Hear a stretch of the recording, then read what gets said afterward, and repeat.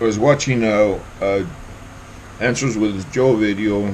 He has a pretty good channel, and the video was about the supposed singularity that, according to more than a few people, is supposed to happen sometime mid-century, this century.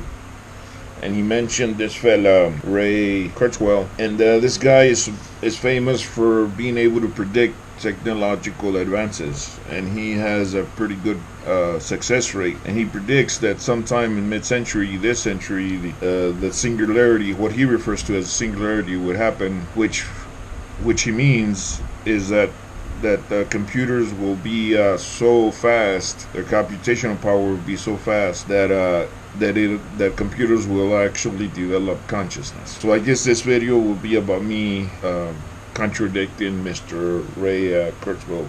And in fact, Joe Scott actually takes questions to get ideas to do videos of, and so I'm gonna send him. Hopefully he'll see it so that he can better elaborate or at least give me an answer to my few questions that I have about this subject, the supposed singularity where computers will be conscious, will develop consciousness.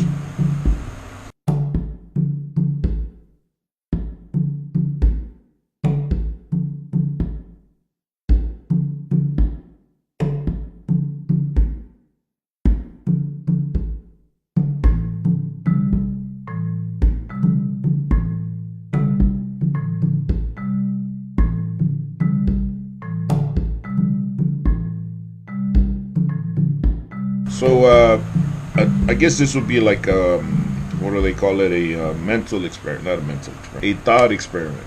Okay, this will be a thought experiment. Let's assume that it's possible that computers could develop consciousness if they were just fast enough, right? Never mind the fact that we have no idea how consciousness is created within our minds, right, within our brains.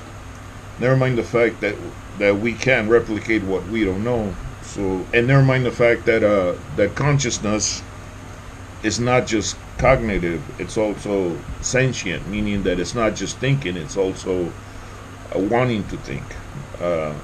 Emotions, you have to want to figure things out, to actually figure them out. To actually put the effort to figure them out. So, never mind all that. Let's assume that it's possible, and the only remaining issue is that computers are not fast enough. Okay, right now I think somewhere around 1 billion computers today are about a few billion calculations per second fast, right? So let's, just for argument's sake, say that the number that computers need to be fast enough to develop consciousness is, I don't know, 30 trillion computations per second. Right now we're at a few billion. So let's say that in the very near future, let's say in a few years, we're able to reach 1 trillion. So we're only 30 more faster trillion to reach consciousness. Let's say we reach the trillion, but the magic number is 30 trillion, right? For consciousness. Why can't we have that same consciousness in a trillion functions per second computer, but we wait 30 seconds? Why can't we have a conscious computer that is just slow? That is 30 times slower, maybe 30 times dumber, but it's still consciousness. I think, at least what it seems to me, is that the mistake is in thinking that the consciousness is a function of time, is the ability to crunch numbers in this amount of time instead of in this amount of time.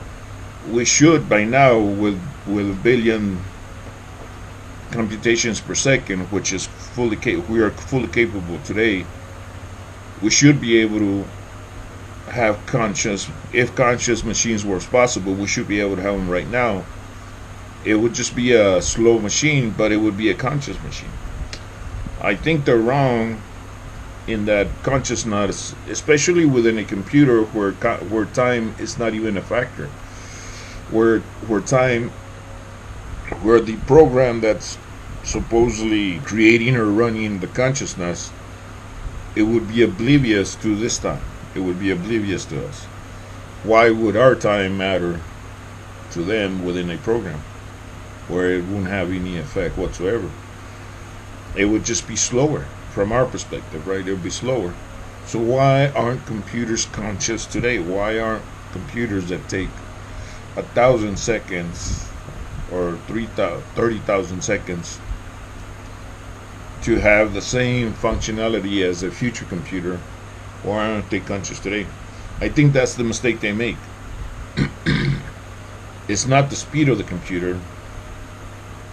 I don't know what it would be, but it's not the speed of the computer that would create consciousness. I would say that the structure of the computer, though, the same structure that has been within computers since computers were invented 40, 50 years ago, I don't remember exactly when, or the modern computer, I think that's where they need to work on. They need to, they need something that's not restricted by the very restricted structure of a computer. The structure within a computer does not resemble, not even a little bit, the structure within our brains. There is no CPU, there is no RAM or ROM or all the other components of a computer within your brain. There is no comparison structurally, and there is no comparison program-wise. I guess what you would call, the closest thing you would call to a program within our brains are our instincts. And I think that's what you need within a computer. It would be instincts, wanting to do things, being hungry for knowledge. And those things I don't think you would be able to program into a computer. You can definitely program a simulated intelligence. You can't tell the difference between if you were like on the phone talking to a computer, you wouldn't be able to tell if it was a human being or a computer. That's definitely possible. But that the computer that you're talking to on the phone would actually be conscious is not possible with just cognitive abilities. You need sentient abilities. You need emotions. In fact, without emotions, it cannot be conscious. And I think that's the part they're missing.